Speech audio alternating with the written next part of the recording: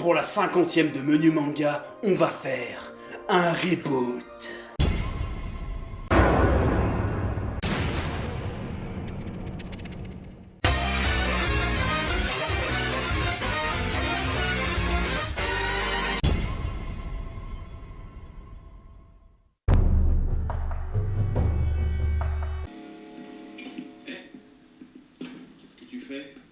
Je compte mes réserves secrètes. Je voudrais offrir un beau truc à Donna. Un beau truc, hein? C'est un feu d'artifice. Non. Dis donc, on devait pas faire un menu manga il y a genre 2 mois? Ouais, c'est vrai, tiens. Ouais, on fera ça après, encore quelques épisodes, et puis... hein. Vous savez, on a traversé une crise ces derniers jours. J'aime le cauchemar.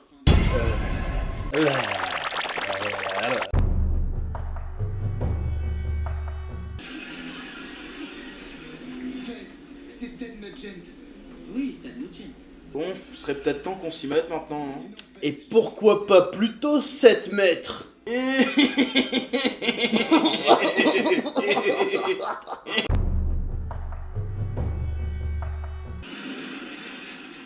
Quoi? Mais je m'en fiche du film, moi aussi je veux m'hydrater. Mais Bon allez, cette fois on va s'y mettre. Juste une dernière petite bilouse et on y va. Allez. Tu fais quoi, là? Non, toi tu fais quoi? Alright, Yellow, overdrive! Tu es vaincu! C'est pas fini!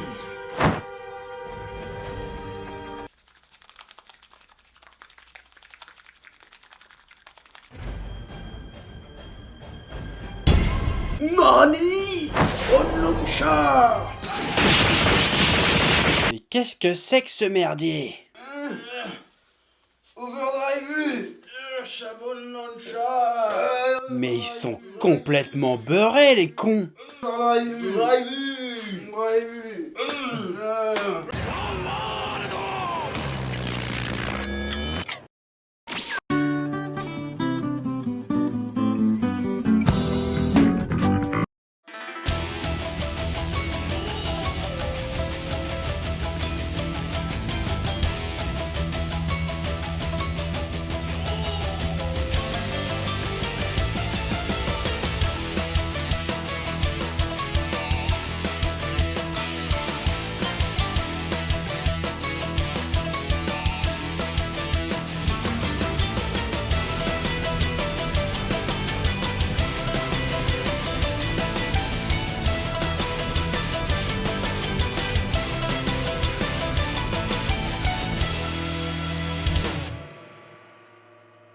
Salutations Tête de Nage, je suis le chef et bienvenue dans Menu Manga, l'émission qui parle de manga, d'animation et d'autres trucs. Et au menu de ce numéro 50, on va reparler du tout premier manga duquel on a parlé dans notre toute première émission, Jojo Bizarre Aventure. Alors cet épisode sera donc un reboot, c'est-à-dire que globalement on va dire la même chose que dans la première vidéo, on va juste approfondir un petit peu et filmer ça avec du meilleur matos, et aussi faire beaucoup plus de vues qu'il y a 3 ans, avec le même contenu. Un peu comme ils ont fait avec Star Wars 7. Exactement comme ils ont fait avec Star Wars 7. Non, plus sérieusement, c'est en rematant d'anciennes vidéos que je me suis rendu compte qu'on avait cramé pas mal de formidables sujets d'émission dès le début de la chaîne, alors qu'on avait très peu d'expérience et très peu de moyens. D'autant plus qu'à l'époque, on avait un rythme de production beaucoup plus rapide que maintenant. Pour les menus manga, des fois on en sortait 3 ou 4 dans une seule semaine.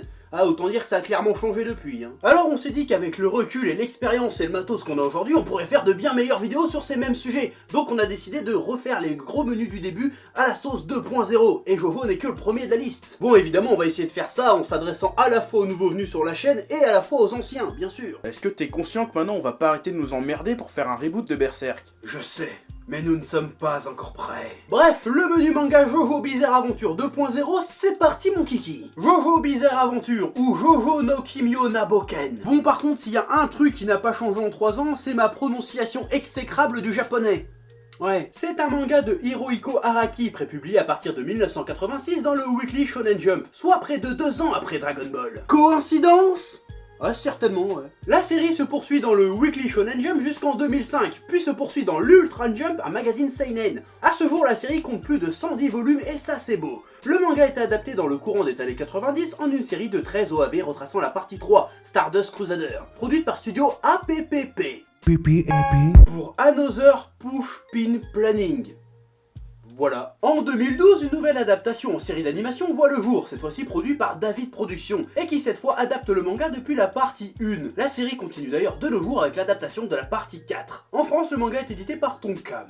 Bon voilà, ça c'était pour la partie Wikipédia, mais là tu te demandais très certainement, mais Jojo Bizarre Aventure, de quoi qu'est-ce que ça parle donc? Qu'est-ce que c'est l'histoire? De quoi ça parle? Ou alors tu t'en bats les couilles, soit parce que ça t'intéresse pas, soit parce que tu connais déjà. Dans les deux cas, je te fais un doigt, je te raconte quand même l'histoire. Bon par contre, je vais devoir un tout petit peu te spoiler la partie 1, pour que tu comprennes bien le délire. Bon, il y en a qui diront non, t'es pas obligé, mais ta gueule. Je suis obligé, parce que j'ai décidé, c'est moi le chef, c'est marqué quoi ici là? Hein? Bon d'accord. Tout commence à la fin du 19e siècle en Angleterre. Lord Joestar, non pas lui, recueille un jeune orphelin du nom de Dio Brando et décide de l'élever aux côtés de son fils Jonathan Joestar. Non, c'est toujours pas lui, c'est lui. On appelle Jojo, seulement les deux gosses ne peuvent pas se blairer et deviennent des ennemis mortels à la seconde où ils se croisent. Sauf que Jojo est un grégalet faiblard gosse de riche et que Dio est un putain de psychopathe qui vient du ghetto. Le seul but de Dio est de se comporter en bon fils pour se faire bien voir, et plus tard voler l'héritage de Jojo. Des années plus tard, les deux enfants ont grandi. Jojo fait maintenant 1m95 pour 100 kg de muscles, tandis que Dio, bah ça reste un putain de psychopathe qui vient du ghetto.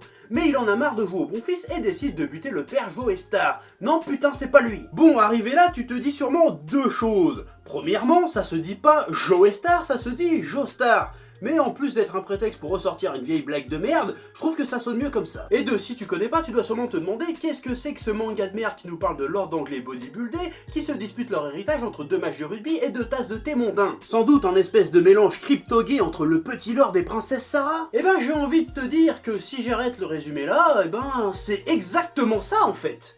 Mais c'est là que ça devient carrément génial. Parce que ça part en couille totale. Dio devient un vampire grâce à un masque de pierre aztèque, bute tout plein de gens, dresse une armée de zombies vampires et décide de conquérir le monde, tout en restant un putain de psychopathe qui vient du ghetto, mais en vampire. Et là tu dis certainement, ok ce manga c'est un mélange crypto-gay du petit lord de princesse Sarah et d'une version Dracula aztèque de Castlevania. Et j'ai envie de te dire carrément, mais c'est pas fini. Jojo rencontre un sensei italien qui lui apprend à manier l'ombre, appelé Amon, une putain d'énergie ésotérique de la mort qui tue qui sert à buter les vampires. Et après c'est open bar, baston, éviscération, aventure, tragédie. Jojo devient méga balèze, décide de partir défoncer la tronche à Dio et à ses sbires pour sauver le monde et venger son père. Et là tu te dis, putain t'es en train de me dire que ce manga c'est un mélange crypto-gay du petit lord de princesse Sarah, d'une version Dracula aztèque de Castlevania, Devil Dead et de vieux trucs de kung fu stylé façon Hokuto no Ken? Et je te répondrai que oui, c'est exactement ce que je suis en train de te dire. Et là si tu connais pas encore, tu dois être comme un fou, avoir trop envie de lire ce putain de manga débilement coolesquement cool. Mais calme-toi, ce n'est pas encore fini. Bon là je vais te voir te spoiler la fin de la partie 1, mais ne t'inquiète pas, je te spoil que 5 tomes sur 113. C'est pas beaucoup, hein. Donc je suis obligé de raconter la fin pour expliquer où je veux en venir ensuite. Donc voilà. Et encore, je vais te spoiler ce qui est considéré encore aujourd'hui comme la plus mauvaise partie du manga. Oui, le truc de Narvalo que je viens de te résumer est considéré comme la moins bonne partie de tout le manga. T'es clairement pas prêt pour la suite. À la fin, Jojo, grâce à sa volonté et son courage, parvient à vaincre Dio et son armée de morts-vivants et par vivre des jours heureux avec sa femme en Amérique. Fin. C'est beau les happy end comme ça. Non, je déconne! Parce qu'en fait, Dio n'est pas mort, il est sur le bateau, transforme tout le monde en zombie vampire et en plus, il bute Jojo. Je déconne pas, il bute le perso principal au tome 5. Non seulement ce manga est un mélange crypto-gay du petit lord de princesse Sarah, de Dracula aztèque de Castlevania, et puis merde, t'as compris l'idée. Mais en plus, l'auteur bute le personnage principal au tome 5 sur une série qui continue encore aujourd'hui. Tu la sens l'odeur du génie ou pas là? Ah, c'est normal, c'est moi qui a pété. Ta gueule. Arrivé au tome 6, commence la partie 2 qui se déroule 100 ans plus tard dans les années 30, en Amérique. Et cette fois-ci, on suit Joseph Joestar, le petit-fils de Jonathan qui va à nouveau lutter contre des vampires aztèques. Et je vais arrêter mon résumé plein de spoil ici. Ouais. Et je pense sincèrement qu'il faut raconter cette partie pour réussir à faire comprendre à quel point Jojo Bizarre Aventure n'a pas bizarre dans son titre pour rien. Parce que putain, on a là l'une des sagas les plus bizarrement bizarres de l'histoire du manga. Et quand je dis bizarre, c'est pour dire original, atypique, unique, et ça sur absolument tous les putains de points qui composent cette œuvre. Et c'est pour illustrer ce premier point que j'ai spoilé la partie 1. Jojo Bizarre Aventure est un manga dans lequel l'auteur Araki n'a pas peur de faire des choix drastiques dans la construction de son scénario. Tuer son héros, changer de personnage principal d'une manière aussi soudaine suite à une fin d'arc arc aussi inattendu, c'est quelque chose que très peu d'auteurs du Shonen Jump auraient eu les couilles de faire. Et le mec n'en était qu'au tout début de sa carrière de mangaka. Et crois-moi quand je te dis que le gars ne faisait que s'échauffer, parce que dans la suite il a fait des choix bien plus couillus que ça. Oh oui. Et c'est vraiment l'une des caractéristiques primordiales qui font de Jojo Bizarre Adventure un véritable ovni. Parce qu'être capable de prendre des directions scénaristiques pareilles apporte une chose qui fait selon moi cruellement défaut à pas mal de shonen, du Shonen Jump, même de nos jours, la capacité de se renouveler, de se réinventer à chaque instant. Et ça, Araki ne le fait que trop bien, non seulement grâce à des décisions couillues, mais aussi grâce à des idées géniales. Comme je le disais, je t'ai raconté la partie 1. Le manga en compte à ce jour 8. Chacune a une époque et un lieu différent, chacune avec pour protagoniste un Jojo différent. Seul point commun, ce sont tous des descendants de Jonathan Joestar. Bon là, tu pourrais tout à fait te dire que découper son histoire en parties et changer de personnage à chaque partie, c'est pas spécialement révolutionnaire, ni spécialement balèze. C'est vrai. Mais dans le cas de Jojo, non seulement il y a plusieurs parties, mais chaque partie peut quasiment exister indépendamment les unes des autres. Chaque partie ou presque est quasiment un manga à part entière. Chaque partie est un nouveau point d'entrée dans l'univers de Jojo. Et c'est là que ça devient balèze parce que t'es pas vraiment obligé de lire toutes les parties dans l'ordre chronologique. Enfin presque. Et je ne connais pas beaucoup d'œuvres capables de se réinventer, de se renouveler à ce point-là niveau scénar, tout en restant accessible à un nouveau public. Sans parler du fait qu'il n'hésite pas non plus à réécrire totalement les règles de son propre univers, mais ça on va en reparler un petit peu plus tard. Jojo Bizarre Adventure, c'est aussi un manga qui a su se réinventer graphiquement. Ça, c'est une page de la partie 1, ça c'est une planche de la partie 3, et ça c'est une planche de la partie 8. Les trois n'ont a priori rien à voir, tant le level de dessin évolue entre ces trois images. Et pourtant, les trois sont porteurs de la patte si particulière d'Araki. Ces tenues étrangement stylées qui n'ont aucun sens pratique. Genre cette veste de Josuke, elle n'a aucun sens. Sa coupe de cheveux aussi d'ailleurs. Et pour Jotaro, où commencent ses cheveux et où s'arrête sa putain de casquette? Et ben on s'en fout, tant que c'est stylé. Sans parler du péché mignon d'Araki, de toujours dessiner ses personnages dans des poses aussi farfelues qu'anatomiquement approximatives. Les désormais légendaires Jojo poses, qui avec le récent animé sont carrément devenus des mèmes. Bon, c'était déjà des mèmes avant, mais bon, c'était réservé à un cercle de connaisseurs. Maintenant ça s'est démocratisé les Jojo poses. Ouais. Réussir à faire évoluer son trait à ce point sur tant d'années tout en restant reconnaissable entre mille, ça c'est ce que j'appelle être balèze. Mais les fans le savent, Araki est un grand fan de mode et de musique occidentale. David Bowie, Prince, Versace, Armani et tout le tout team. Et quand on y réfléchit, ça fait tellement sens. Non seulement elle s'inspire de la mode et des grandes icônes de la musique pour créer l'identité visuelle de son univers, mais il s'inspire aussi de la capacité extraordinaire que la mode et la musique ont de se réinventer et d'évoluer avec leur époque. Alors certes, avoir des personnages qui s'appellent AC/DC et WAM c'est grave cool, mais réussir à perdurer dans le temps tout en restant aussi original et atypique, c'est encore mieux. L'univers de Jojo est réellement unique en son genre, c'est un univers qui est ultra référencé, il y a de l'hommage à la pop culture de tous les côtés, et il parvient malgré tout à garder son identité propre. Par exemple, chaque partie est associée, inspirée d'un genre de film différent. La première est un film de vampire, un film d'horreur, la seconde est un film d'aventure, la Indiana Jones, et la troisième un road movie, la quatrième un polar, et la cinquième un film de mafia, et la sixième un film de prison, et la septième un western. On part donc sur des genres et des tons totalement différents. Tu rajoutes à ça l'évolution graphique et tu pourrais légitimement te demander comment il arrive à faire tenir ça dans un tout cohérent. Bah je sais pas, mais putain il y arrive. Ah, il est balèze. Bon, jusqu'à présent, on a surtout parlé de la forme, mais qu'en est-il du fond? Bon, tu te doutes bien que par sa nature d'œuvre fleuve, aux tons et aux univers si différents, Jojo aborde tout un tas de sujets divers et variés. Par exemple, on va parler de thèmes un peu éducatifs, on va parler d'anthropologie, de culture, de tradition, de cuisine. Et évidemment, il apporte tout ça avec un ton farfelu. Genre, pour te causer de cuisine italienne, il met en scène deux personnages qui se battent à coups de spaghettis. C'est génial. Mais il aborde aussi des thèmes plus profonds, plus humains, et dans les bonnes histoires, c'est toujours ce qu'il y a de plus intéressant. Dans Jojo, on parle beaucoup de famille et d'héritage, mais selon moi, s'il y a un grand thème auquel Jojo Bizarre Adventure s'attaque, c'est le thème de l'inné et de l'acquis. L'inné et l'acquis, c'est un genre de questionnement philosophique qui cherche à déterminer ce qui définit la nature d'un individu. Soit nous sommes ce que nous sommes parce qu'on est né tel qu'on est, soit on est ce qu'on est parce qu'on a vécu, expérimenté, appris des choses qui font ce que nous sommes. Ouais, on va prendre un exemple, ça va être plus simple. Est-ce que je suis mauvais parce que je suis né foncièrement mauvais ? Ou parce que mon expérience de vie, mon environnement a fait que je sois devenu mauvais? Ou inversement, est-ce que je suis bon parce que je suis né bon ou parce que mon expérience de vie m'a rendu bon? Bon, pour le coup, on retrouve ce thème dans quasiment tous les shonen de la création, à différents degrés certes, mais quand même. Sans parler que c'est un questionnement fondateur du mythe du super-héros américain. Superman, Batman, Spider-Man et plein d'autres trucs en main, ça parle de ça aussi. Dragon Ball, One Piece et Naruto, ça parle de ça aussi. Mais il y a aussi plein de shonen qui en causent. En fait, c'est un des thèmes les plus abordés en littérature en général, donc dire que selon moi, Jojo parle principalement de ça, ce n'est pas prendre un très gros risque, faut être honnête. Donc du coup, malgré une forme totalement originale et atypique unique, finalement Jojo aurait un fond plutôt commun, mais tout de même abordé sous un angle que, s'il n'est pas original, est tout de même très intéressant, l'angle de la famille et de l'héritage. C'est illustré assez bien dans la première partie, avec l'opposition de Dio Brando et de Jonathan Joestar. Dio, en tant que psychopathe qui vient du ghetto, est-il mauvais parce qu'il vient du ghetto et qu'il a longtemps été élevé par un psychopathe qui vient lui-même du ghetto, ou parce qu'il est né, destiné à être foncièrement mauvais? La question se pose aussi pour Jonathan Joestar, en inversant évidemment les valeurs. Cette thématique devient évidente et d'autant plus intéressante car on oppose Dio, un mec mauvais qui n'avait rien et maintenant a tout grâce au Joestar, à Jonathan, un mec bien qui avait tout et qui n'a plus rien à cause des Brando. En inversant totalement le rapport de force et leur environnement, la question sera de savoir lequel des deux va changer. Dio va devenir encore plus mauvais et Jonathan va lutter encore plus fort pour rester bon malgré les épreuves. Donc Araki défend plutôt ici la thèse de l'inné face à l'acquis. Et si on regarde bien, tous les Jojo essayent de s'affranchir en quelque sorte du terrible héritage de la famille Joestar. Et c'est grave passionnant à suivre. Ouh, ça c'est pas de la théorie DBS ça mon gars, c'est autre chose.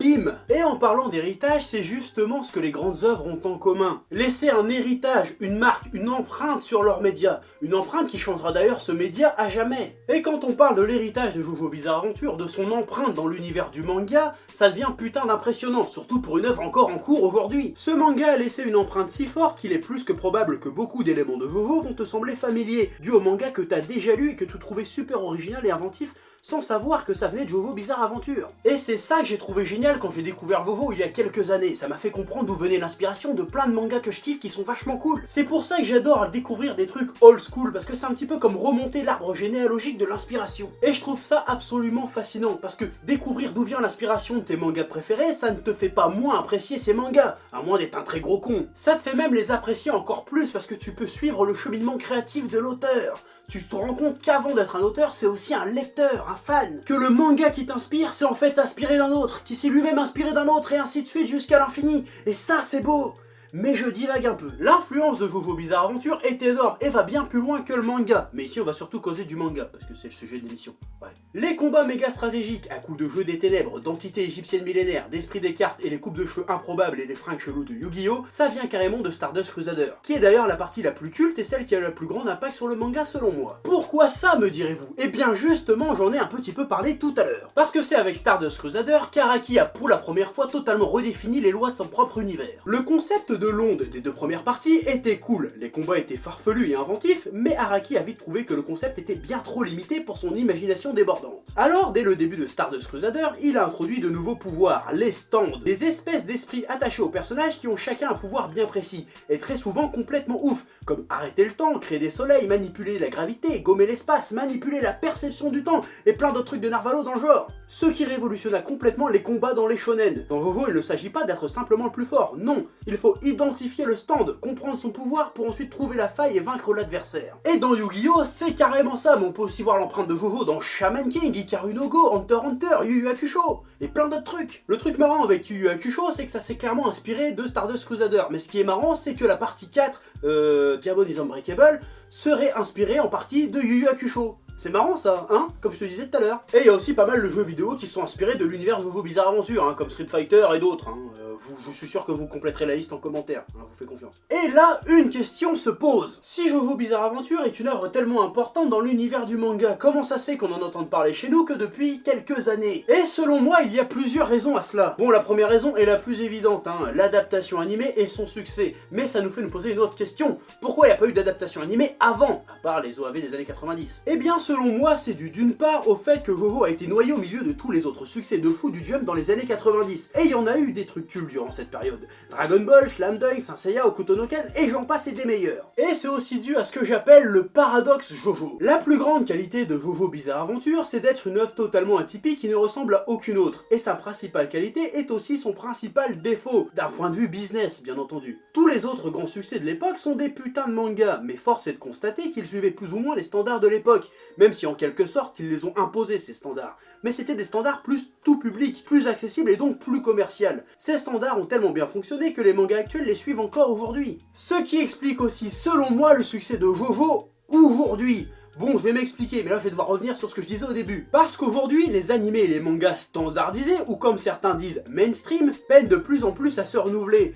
et qu'à part quelques rares exceptions, on nous ressort toujours la même formule, les mêmes gimmicks, et le public commence à se lasser et se tourner vers des œuvres plus atypiques qui, elles, parviennent pour la plupart à se renouveler. Et Jojo Bizarre Adventure, et surtout son adaptation animée, sont arrivés pile à ce moment-là. Jojo, c'est atypique et ça sait se renouveler sans cesse, sans tomber dans les standards du moment. Ça répond parfaitement aux attentes du public d'aujourd'hui, à tel point que beaucoup de monde qui mate l'anime n'ont même pas conscience que ces histoires ont été écrites il y a près de 30 ans. Oui, parce que selon moi, Jojo a cette autre qualité fondamentale et commune à toutes les œuvres véritablement cultes, c'est une œuvre intemporelle. Et quand une œuvre reste totalement originale et atypique 30 ans après qu'elle a été écrite, tu es forcé de reconnaître qu'il s'agit d'une œuvre de génie.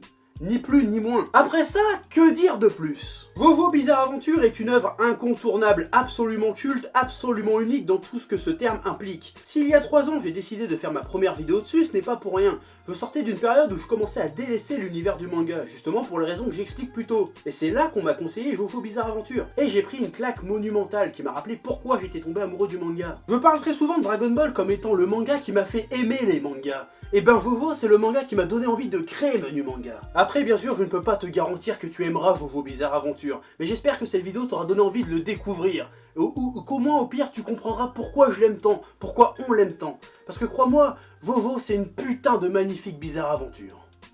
Allez, maintenant, je me casse. À moi la binouse. Rends-nous notre bière, enfoiré de Kirby.